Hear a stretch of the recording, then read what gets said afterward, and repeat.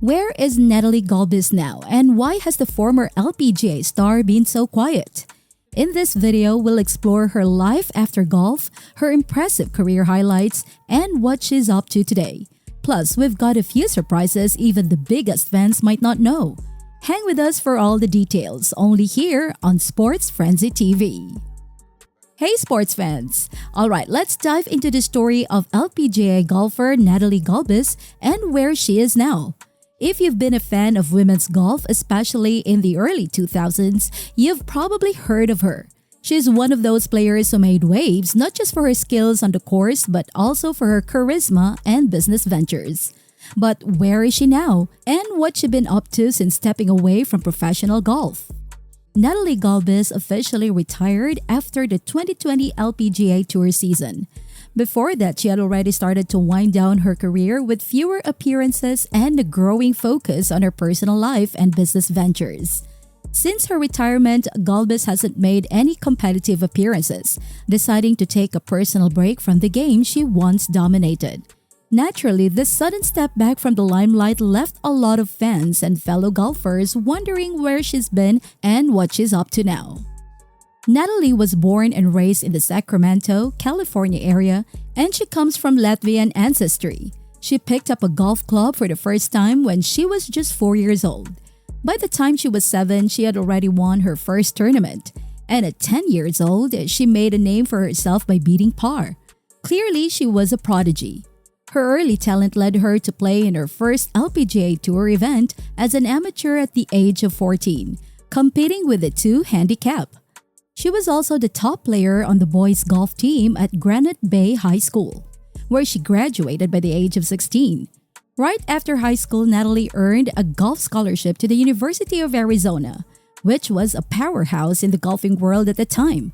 Fun fact, she was teammates with another rising star, freshman Lorena Ochoa, who would also go on to become a major figure in the sport. After just one season in Arizona, Natalie decided it was time to go pro. She turned professional in July 2001 at the age of 18. Her first big step came at the LPGA Final Qualifying Tournament in Daytona Beach, Florida, where she finished third, earning her LPGA Tour card for the 2002 season. From there, Natalie's rise in the golf world was inevitable. However, her career wasn't just about winning tournaments. She also became a media sensation. In 2004, right before the US Women's Open, Natalie released a calendar that not only featured her playing golf, but also posing in a swimsuit. It stirred some controversy, especially with the US Golf Association, which didn't allow its sale at the event. Still, the calendar found its way to fans and sold publicly in other outlets, earning her a lot of media attention.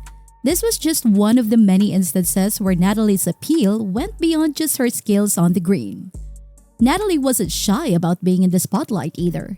Her modeling work and public appearances helped her land sponsorship deals with major brands like TaylorMade, Adidas, Canon, and Lexus, to name a few. And while she didn't secure a tournament win until her 6th season on tour, she managed to stay near the top of the earnings list for several years, pulling in over $1 million in 2005 alone. That year, she also reached the top 10 in 4 consecutive major championships. During this peak period of her career, Natalie didn't just stick to golf. She became a media personality, writing columns for FHM and even starring in her own reality TV show, The Natalie Gulbis Show, which aired on the Golf Channel. The show offered fans a closer look at her life, both on and off the course, and ran for 2 seasons. But what really put her on the map as a professional was her first tournament win in 2007 at the Evian Masters in France. She clinched the victory in the playoff round, taking home $450,000 in prize money. This win finally silenced any critics who doubted her abilities as a serious competitor. Outside of her individual achievements, Natalie represented the US in the Solheim Cup, competing in 3 different editions: 2005, 2007, and 2009. She was also part of other high-profile media appearances, including stints on Celebrity Apprentice and guest spots on shows like CSI, Crime Scene Investigation, and The Price is Right. Unfortunately, despite all her success, injuries began to take a toll on her career.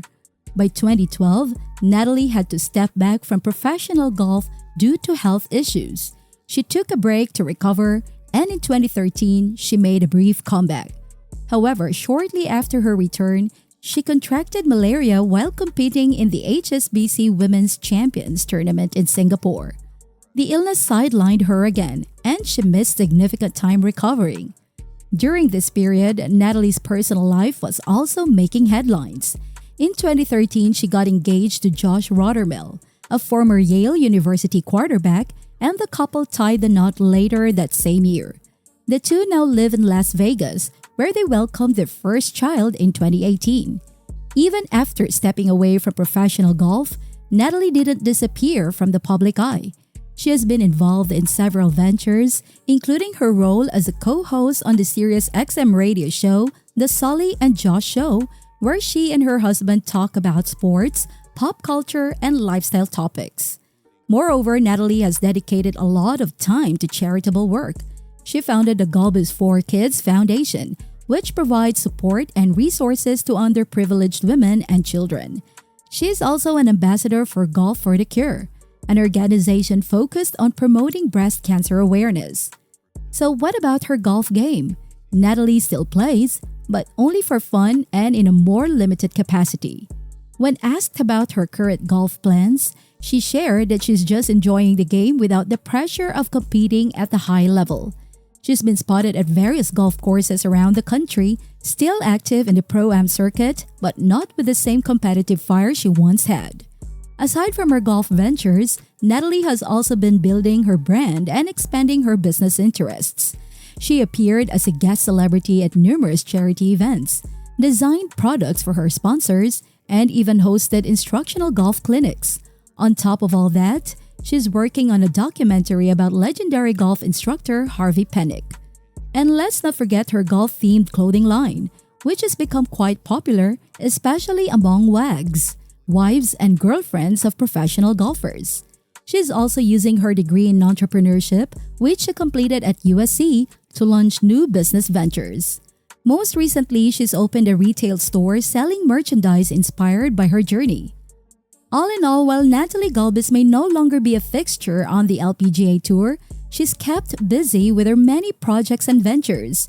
She's transitioned from being a professional athlete to a businesswoman and philanthropist, proving that there's more to her story than just golf.